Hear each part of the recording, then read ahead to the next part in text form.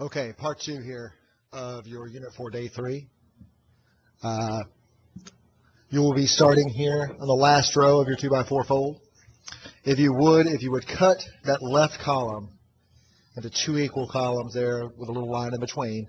And I want to talk about the difference of these 2 problems. So if you will copy them down, please. On the left, if I wanted to solve for that x, we've been talking about here subtracting away the 10.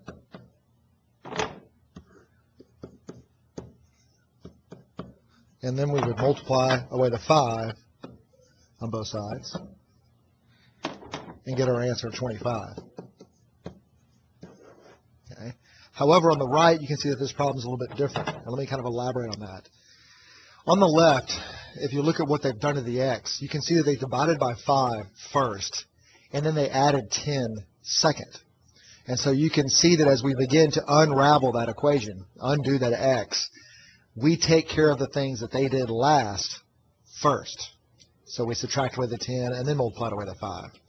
As you look at the problem over here on the right, you can see that they've added the 10 to the x first and then divided that whole sum by 5. So as we begin to solve this one, we're going to get rid of the things that they got rid of. Or sorry, we're going to get rid of the things first that they did to the x last. So since they divided the x plus 10 by 5 last, that's what we're going to get rid of first. So we're going to multiply by 5 on both sides. Then we have x plus 10 left over, equals 75, and then we'll subtract away the 10 to get our final answer. Okay? So as you go over here to the right column, this is a little you try. Copy down this problem and try it on your own, and then I'll give you some feedback. Okay, so for here, since they divided by the 3 last, we're going to multiply it away first. So we multiply by 3 on both sides. You can see here that the 3's go away. And what we're left over with is the x minus 8 equals 6. Then we can do our last bit of solving here by adding away the 8. And x will equal 14. Okay, now remember this skill as we go to the back side of our sheet. So go ahead and turn your Unit 4 Day 3 over and look up there at the top row on the left, and let's work this problem together.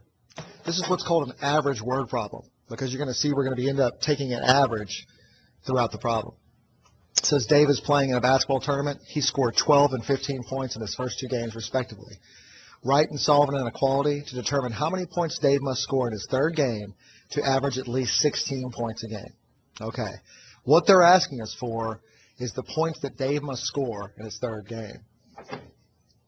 Okay, so x will be points scored in Dave's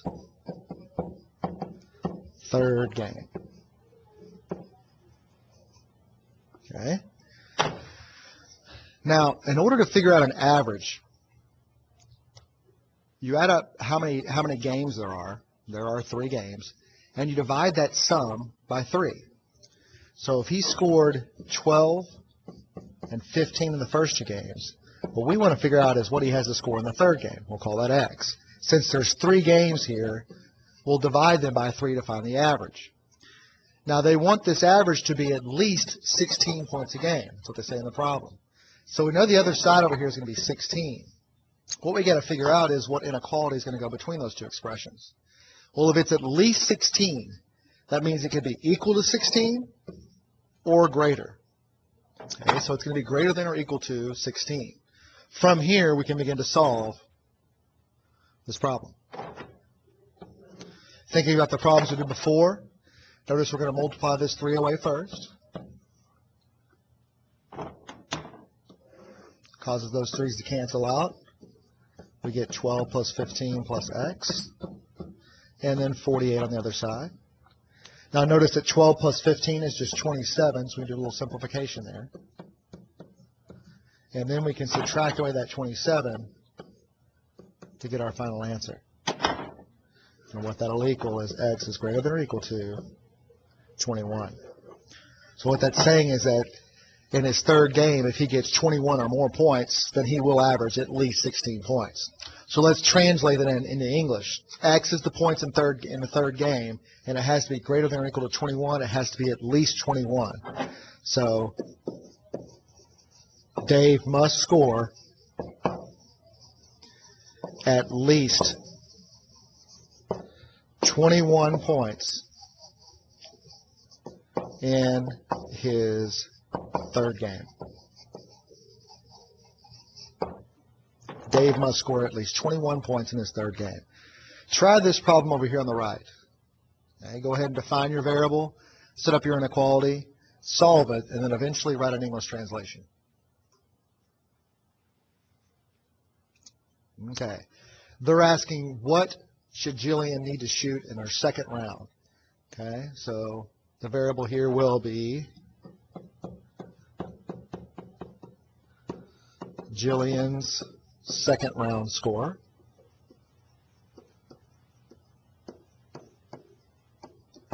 Okay, try that again. There we go. All right. There are two rounds that are going on here. So we're going to add the round that we know that has happened. We're going to add that to X. So they're saying an 84 in our first round, so 84 plus X. Then we're going to divide that by 2 to get the average because there's two different rounds. And they're saying that has to be at most a 78. So if we put a 78 over here, if it's at most, that means it can be equal to or less than, because 78 would have to be the ceiling. Okay, let's solve this guy. Multiply by 2 on both sides. That's going to help us cancel out our 2's.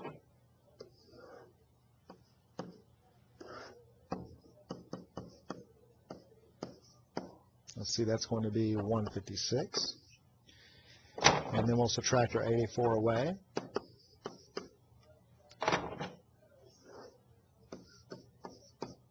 And that will end up being 72. So X is less than or equal to 72. That means if we want to write this as an English translation, X is talking about Jillian's second round score, and it has to be at most a 72. Okay? So Jillian's second round score